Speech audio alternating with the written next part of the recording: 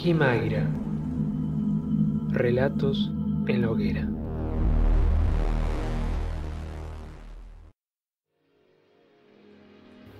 Cada pueblo, cada ciudad, cada lugar, cada provincia tiene su historia, su pasado, esas marcas o huellas que no importa cuánto tiempo pase, no se borran nunca, o más aún, nunca dejan de manifestarse de una u otra manera. Nuestros antecesores no dejarían, dicen los que saben, de merodear por los territorios que habitaron, aunque su cuerpo perezca.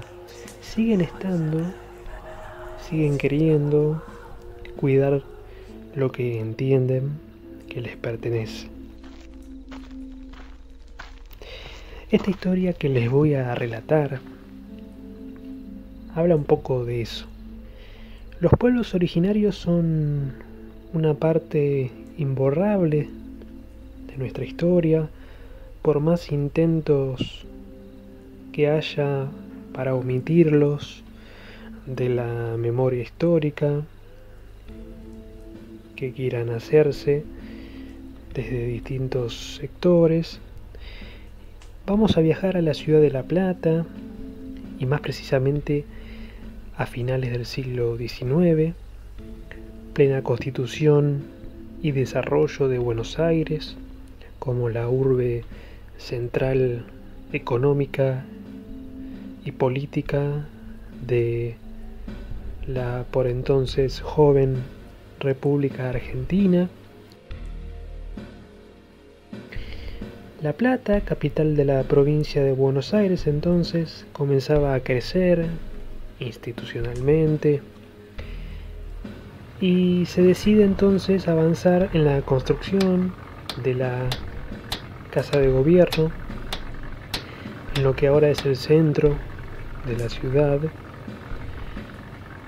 ¿Y qué sucedió? En el año 1882 se descubre un cementerio indígena en pleno centro de la ciudad de La Plata. En la construcción, mientras se construía la Casa de Gobierno, que empezó a construirse justamente en noviembre de 1882. A los 5 meses de empezada la obra, los trabajos debieron ser interrumpidos cuando se hallaron los restos humanos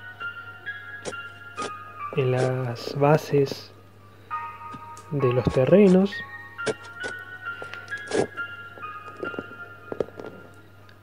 Según el perito Francisco Moreno, por entonces director del Museo de Ciencias Naturales de la ciudad de La Plata, los restos fueron identificados como pertenecientes a habitantes originarios querandíes,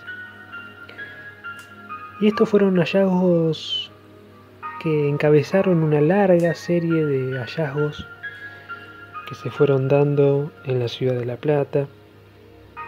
Sin embargo, hay otra parte de la historia de este hallazgo mientras se construía la Casa de Gobierno de La Plata, que es a partir del hallazgo, otro hallazgo de documentación al respecto, en el archivo histórico del Museo Argentino de Ciencias Naturales, Bernardino Rivadavia, documentación que materializa las actividades de un paleontólogo y zoólogo alemán nacionalizado argentino llamado Hermann Barmeister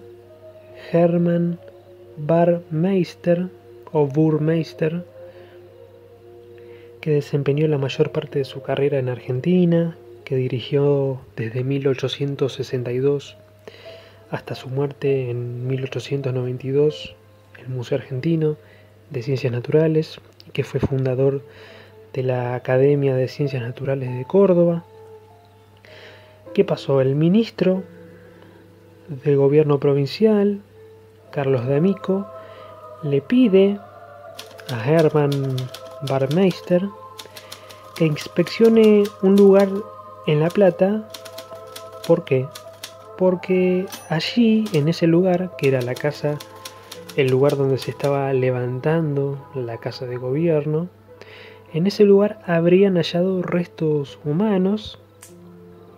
Barmeister al parecer se interesó en el tema, entonces concurrió casi que en breve a La Plata para luego escribir una carta al ministro de gobierno en diciembre de 1882, en la cual iba a informar, luego de haber hecho los estudios, la inspección, los resultados de su trabajo en el hallazgo, y ahí concluye que sin duda, por la disposición de los cuerpos, de estos cuerpos hallados cerca de la superficie, y por la distancia que separaba unos de otros, no cabía ninguna duda de que ese lugar había sido un cementerio indígena de tiempos anteriores a la conquista española. Entonces Burmeister le solicita a D'Amico financiación para continuar con la investigación y el traslado de los restos al museo. Entonces los restos de los pueblos originarios de estos cuerpos hallados fueron trasladados efectivamente en tren al museo, donde se hizo la restauración.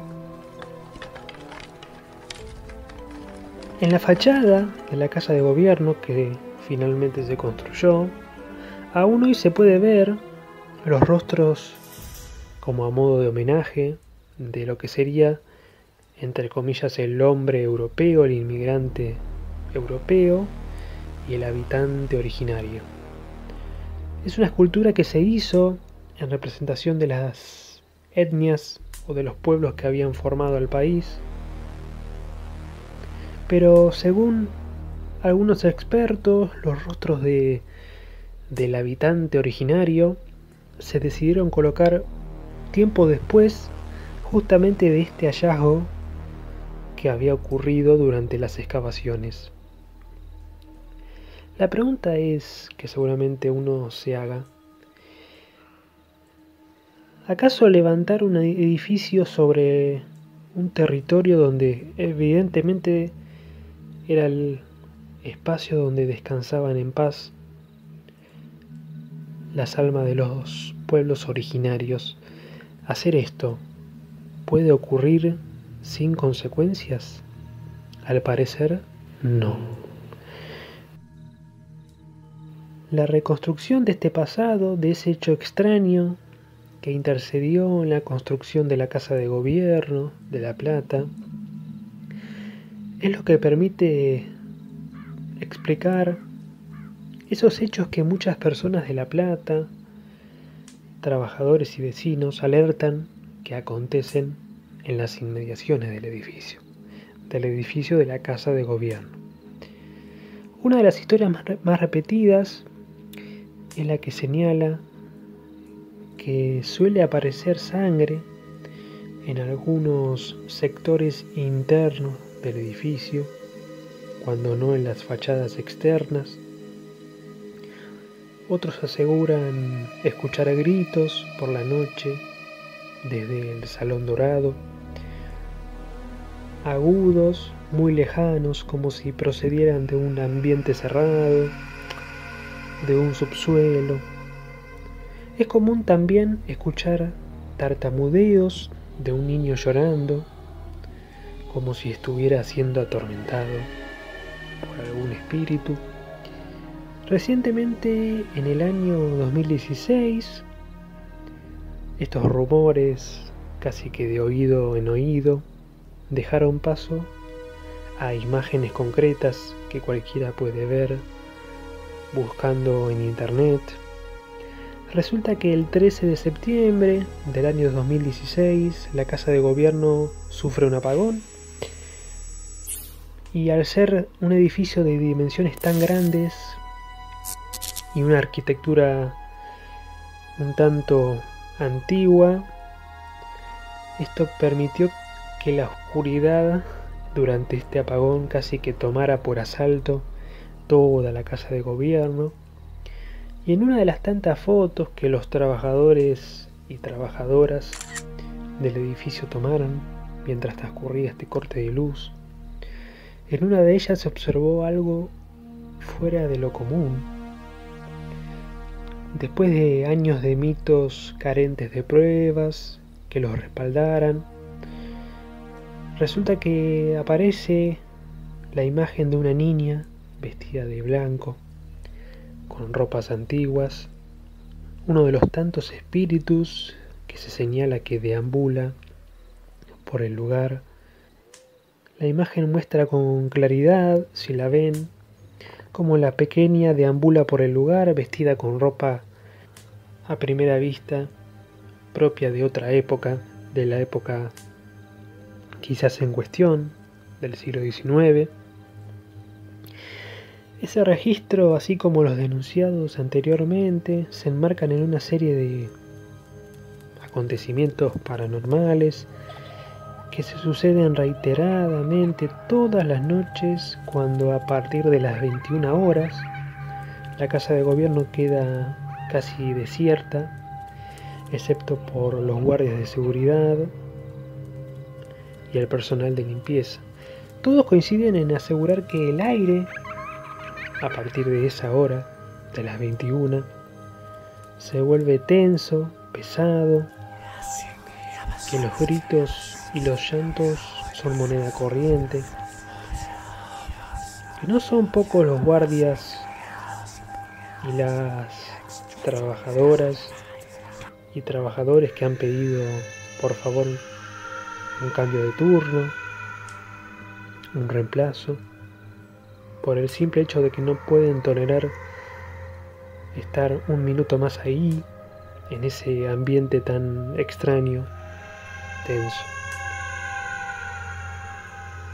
Es en vano intentar borrar el pasado u ocultarlo, construyendo sobre él, tapándolo, cubriéndolo, para los espíritus que intentan descansar en paz, o bien por el contrario, buscan manifestarse a modo de reclamo por alterar o dañar su lugar de descanso eterno.